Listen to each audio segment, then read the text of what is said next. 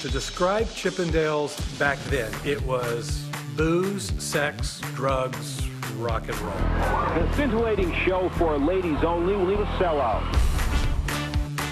It was one of the sexiest venues in history, where men took it all off. They stripped down to G-strings, women would wave dollar bills. And women take it all in.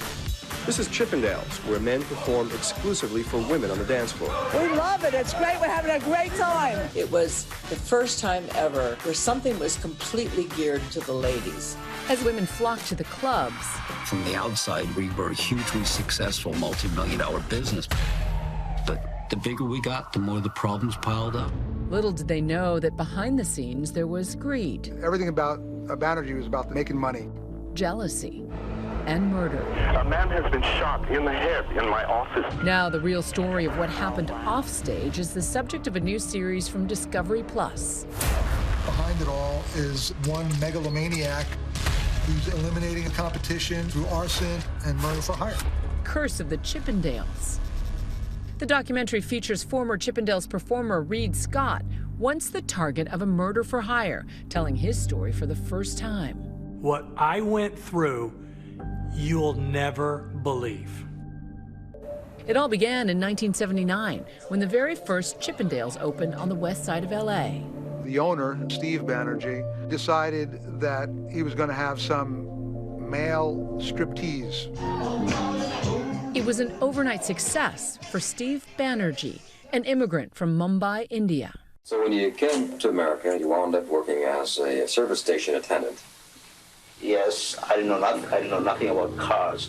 I never had my hands dirty before. The popularity, I think, was the first time that the equality door was kicked open for women to get the same kind of entertainment options that men have had for years. They could be rowdy, rude, vulgar even, like men. I think it's a great place for role reversal. The men are allowed to go wherever they want. Why can't ladies? Steve wanted to expand the show to New York, but he'd need help. That's when a former television producer walked through his door. One day I get to Chippendales, I knock on the door to Steve's office, and there's someone else in the room. And Steve says, Richard, this is Nick DeNoia. He's a producer, choreographer, he's won some awards, and he's gonna be producing the show. Let's figure out what the women want, and let's give it to them. He wanted the production value, the lighting, the sets, the choreography, and the casting. He wanted all of this to be Broadway caliber. The partnership between Steve and Nick became fruitful, and that's how the clubs took off, and they eventually opened up a club in New York. But with the expansion came trouble. DeNoia and Banerjee argued over the production and casting.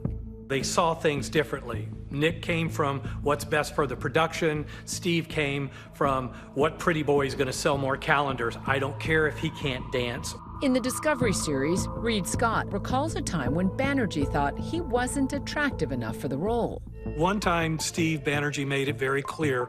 He pretty much let me know, you are a very good performer, Reed, but you are not a looker. Banerjee and DeNoia even clashed over who was covered more in the press. So Banerjee decides to strike a deal with DeNoia. He said, look, I want you out. I want the business. You can take the road show. You can keep the door. That's yours. This is mine. He gave DeNoia the rights to tour Chippendales. Taking Chippendales on the road eventually turned out to be the most lucrative part of the business. And he didn't realize that until it was too late.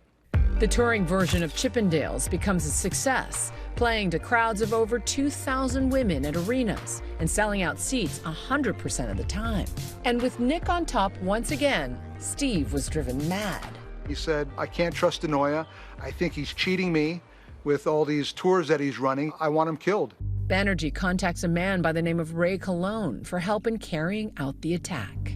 Colon hires a second man by the name of Gilberto Rivera. Together, the two travel to the Chippendales office in New York to carry out the murder. He walks into the DeNoia's offices, and Rivera shoots him once in the face. Rivera exits the offices. The assistant goes into the offices, sees DeNoia lying dead on the floor, and calls 911. A man has been shot in the head in my office. Okay, is he conscious? No. I was in rehearsal at Chippendales, and somebody just said, you know, did you hear Nick DeNoia's been murdered? And you kind of went, Nick DeNoia's been murdered? Really? It's very difficult to even say how I handled it. Nothing in life prepares you to handle news like that. And, you know, it's 34 years, but it still is acute. Colon and Rivera evade police, and with nothing linking Banerjee to the crime, it was business as usual at Chippendales. Then the next thing you hear is Banerjee buys the road rights back from the DeNoia family for $1.3 million. Now you're kind of going, that's a little odd. Meanwhile, knockoff clubs start popping up. One of them actually started by some former Chippendales dancers called Adonis. And they recruited Reed Scott as their MC. They were directly now competing with Chippendales. So what would you expect Banerjee to do when he has a competition and he wanted these people killed? In July 1991, Reed is in England, emceeing for an Adonis show when he gets called off the stage mid-performance. There are two gentlemen in suits, and they introduced themselves as FBI. They said, we believe someone is out to get you. We have intercepted a call that there has been a contract put on your life. Steve Banerjee had gone back to Ray Colon. This time, Colon hires a friend by the name of Strawberry to take that hit on the Adonis employees. He gave him an eyedropper bottle full of cyanide, and he told him, this is what you do. You follow him into the men's room, you hit him on the head with a hammer, and then you inject him with the cyanide. So this person, Strawberry, took all this, he flew over there, got cold feet, and he comes back to the United States, and he goes into our office, and that's how we get involved. After hearing Strawberry's story, authorities arrest Ray Colon and question him. Colon was down here, and he had drew this on a piece of paper that, hey, I'm down here. The person you really want is up here. That person, Steve Banerjee. So the FBI devises a plan to use Colon to get to Banerjee. We're going to construct a ruse where we're going to take Colon out of the country, make believe that he has become a fugitive. Once he gets overseas, he'll call Banerjee. The two eventually meet up in Switzerland, where Colon finally gets Banerjee to talk freely. Banerjee had no idea the conversation was being secretly recorded by the FBI. We hear Banerjee confess to his complicity in hiring Ray Colon for the murder of DeNoia.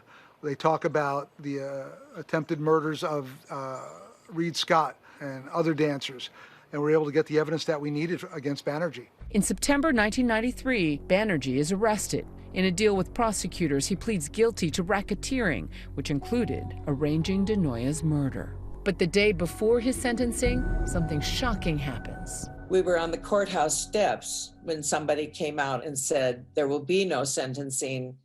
Banerjee committed suicide last night. I felt robbed of the satisfaction of seeing Steve brought in chains and brought to justice for what he had done. He didn't get the punishment he was deserved. He didn't serve the time for Nick DeNoia, for destroying lives, for trying to kill people. He got out easy. He was a coward. Despite the shadow cast by his dark chapter, the legacy of Chippendales prevails. There was a lot more history there. 10 years of history, 10 years of success. Oh, I think the success of Chippendales triumphs no matter what. The patina of success that Chippendales has, I think, is pretty unblemished.